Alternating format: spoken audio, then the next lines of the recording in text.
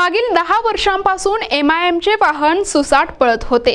2024 लोकसभा निवडणुकीत एक speed breaker आले। भविष्यात पुन्हा देखील गाडी वेगाने जाईल। एका पराभवाने कार्यकर्त्यांनी खचून जाऊ नये, उलट येणाऱ्या निवडणुकांमध्ये आपण पुन्हा ताकदीने लढणार आहोत। विधानसभा निवडणुकीत पक्षप्रमुख म्हणतील त्याचे आपण इमानदारीने काम करावे असे आवाहन माजी खासदार इम्तियाज जलील यांनी कार्यकर्त्यांना केले आहे।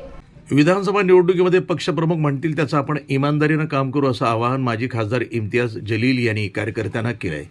बुडिले नेहरू भवन येथील पक्षाच्या कार्यालयामध्ये एका कार्यक्रमाचं आयोजन करण्यात आलं होतं। जलील यांनी पराभवानंतर सर्वप्रथम आपल्या घरासमोर कार्यकर्त्यांना मार्गदर्शन केलं होतं। त्यानंतर सार्वजनिकरित्या शनिवारी त्यांनी आपली भूमिका मांडली आहे।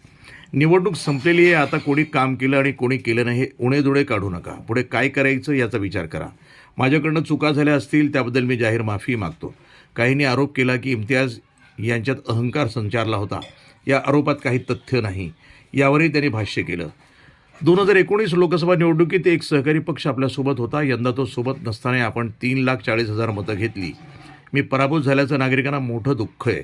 देशभरातनं फोन येत आहेत, आपल्याकडे कालपर्यंत एक पद होतं ते आज राहिलं नाही, इतकंच, बाकी काहीच फरक नाही। ज्यांची आई हयात आहे त्यानं आईची काळजी घ्यावी असा सल्ला त्यांनी यावेळी दिला। और यकीनन 4 तारीख के दिन जब नतीजे आने वाले थे, उस रात भी आपकी कैसी कैफियत थी मैं अच्छी तरह से समझ सकता हूं। आप लोगों ने शहर के अंदर 2 बार जश्न इम्तियाज मनाया। हम जब जश्न मनाए तो वो इतना बड़ा जश्न था कि शुरुआत कहां हो रही थी और वो खत्म कहां हो रही थी किसी कैमरे के अंदर कैद नहीं हो सकता था, क्योंकि सड़कों के ऊपर सिर्फ सरों का समंदर देखने को मिलता था। तो यकीनन आप लोगों की, मेरी, हमारी सबकी ये ख्वाहिश थी कि तीसरी मर्तबा भी ये जश्न मनाने का हमें मौका मिलेगा। बहुत सारे नौजवानों ने उसकी तैयारी करके रख ली थी। कुछ बच्चे रात में छोटे छोटे झंडे और छोटी पन्नी के अंदर हरा रंग अपने तकिए के नीचे लेकर सोए कि सुबह उठेंगे तो वो झंडा लहराएंगे, वो हरे रंग से हम खेलेंगे। उनकी कैफियत कैसी थी,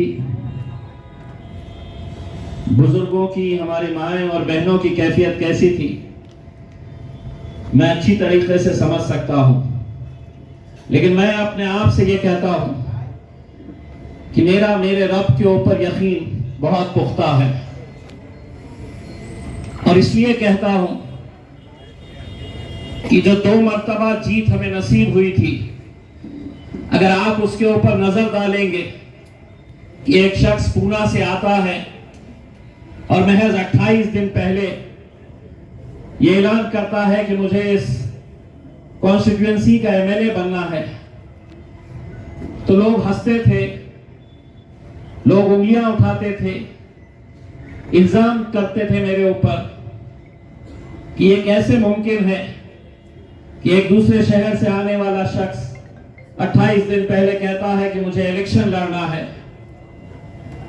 लेकिन उस जीत के बाद भी मैंने ये कहा था कि अल्लाह अगर किसी को नवाजना चाहा, हमारा यकीन इस बात के ऊपर है कि तुइज़्ज़ु मन तशा तुज़िल्लु मन तशा, इज्जत का और जिल्लत का देने वाला खुदा है। लेकिन अल्हम्दुलिल्लाह इतनी मुखालिफत होने के बावजूद भी आप लोगों ने MLA बनाया। अल्लाह की रजामंदी थी। 2019 के अंदर जब सारी दुनिया कहती थी कि ये कैसे मुमकिन होगा, आप लोगों की मेहनत, आप लोगों की जुस्तजू, आपकी दुआएं और अल्लाह की रजामंदी कि 2019 के अंदर सिर्फ महाराष्ट्र ही नहीं बल्कि 7 अलग अलग राज्यों से, जहां पर एक भी मुसलमान एमपी चुनकर नहीं आया, तो 2019 के अंदर हमारे दलित भाइयों ने, हमारे मुसलमानों ने हमें एमपी भी बनाया। 2024 सभी लोग जानते थे कि ये इलेक्शन उनके लिए कितना अहम था। तो सारी साजिशें जितनी भी रची गई थी, क्योंकि 2019 के अंदर जब किसी को यकीन नहीं था कि हम जीतेंगे तो हम जीते, 2024 के अंदर नेचुरल है, राजनीति है, पॉलिटिक्स है, हर एक ने अपने तौर के ऊपर सारी साजिशें रची कि किस तरीके से गिराया जाए। 3,41,000 वोट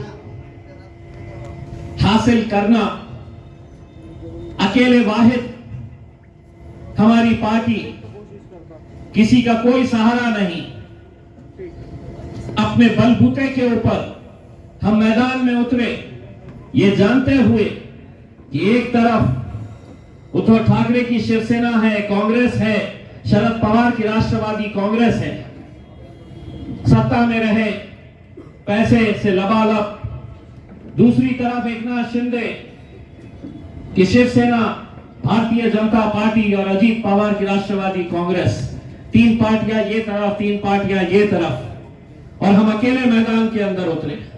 उसके बावजूद भी हमारा यकीन बड़ा पुख्ता था कि हम पूरी ताकत के साथ लड़ेंगे, उतरेंगे मैदान के अंदर, और आप लोगों ने दिन और रात एक कर दिया।